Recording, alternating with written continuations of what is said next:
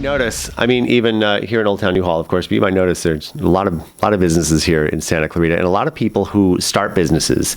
They work from their homes, they have offices, they have a lot of things. A lot of people decide they're just going to break away from the rat race and do their own thing. That being said, there are a lot of things to think about, even from a legal standpoint. Here to talk about some of that, been in business here in Santa Clarita since 1983, Jeffrey Hacker. Good morning. Good morning. Now, this is really important because a lot of people think, you know what, I'm going to throw this away. I got this great business idea, or I'm going to buy into something, or I'm going to do something. But they don't always think about maybe perhaps the legal ramifications of how to maybe file. Should I be a sole proprietor? Should I be, what's the difference between an LLC and incorporation? Can I call myself Inc. if I'm not incorporated? So there's a lot of things there to think about. Am I right? Absolutely. And there are consequences. For instance, if you're not a corporation, you can't call yourself an Inc. unless there's a K on the end as opposed to a C. Exactly. So when we're thinking about this, all right, let's say it's just me, but I want to make sure that I'm getting not only the best legal protection, but maybe also against whatever the income tax, the IRS is coming down on me. In going through whether I should be a sole proprietor, what are things that I should be thinking about? Well, first, you should plan it out.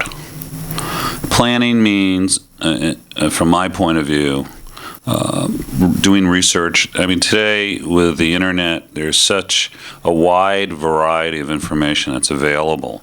I always recommend doing your research, doing your homework, and then talking with your tax professional or finding a tax professional and talking with an attorney, because there are nuances to different business entities.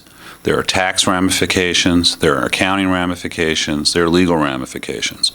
And if you're starting off and starting with a business, your budget is tight, and so you want to be able to plan properly, and you want to be able to also have some room to grow so that you're not exploding as a business and being very successful and then looking back and going, I should have been a different business entity.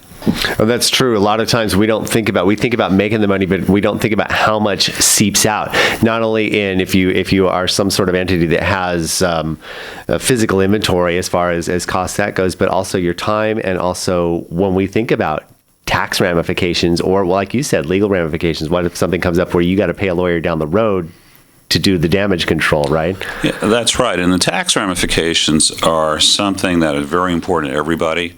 Has to be intelligently researched, probably with a CPA. And when you're forming a business entity, if it's just one person, by and large, except when you're starting off a business, you don't want to incur additional expenses by, for instance, being a one-person LLC, limited liability company.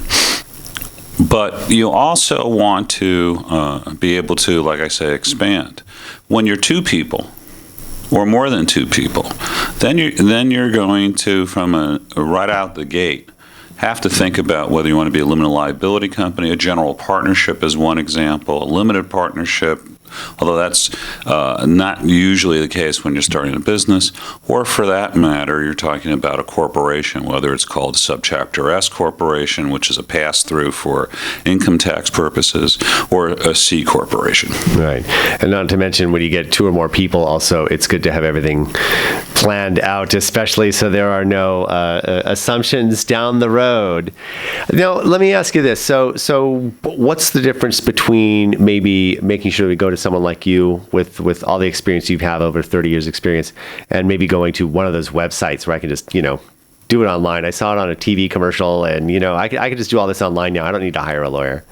Well, and to a certain degree, that's true. But there are differences, and obviously some of the differences are you're not going to get service. You're also not going to necessarily get something that's specific for your situation, as opposed to something that's a cookie cutter, boilerplate provision. There are different provisions in documents that have to be carefully analyzed. when you're forming a business or in anything that you're doing. For instance, if you're talking about forming a partnership, you should have a partnership agreement in order to avoid misunderstandings. And that document basically has different names based upon what's going on. An operating agreement in an LLC, shareholders agreement in a corporation as examples. And while you can go onto one of the websites and say, okay, I need an operating agreement, what you're going to get is boilerplate, bare bones that may not really help your situation in your business. And it's always protecting you from the just in case, because what happens down the road if you didn't plug in that verbiage that was particular to you and or your partners or whoever. So it's really important. And that's good advice. Jeffrey Hacker, hackerlawgroup.com. What's your phone number? 259-6800. In service here in Santa Clarita for over 30 years. Thanks so much for stopping by.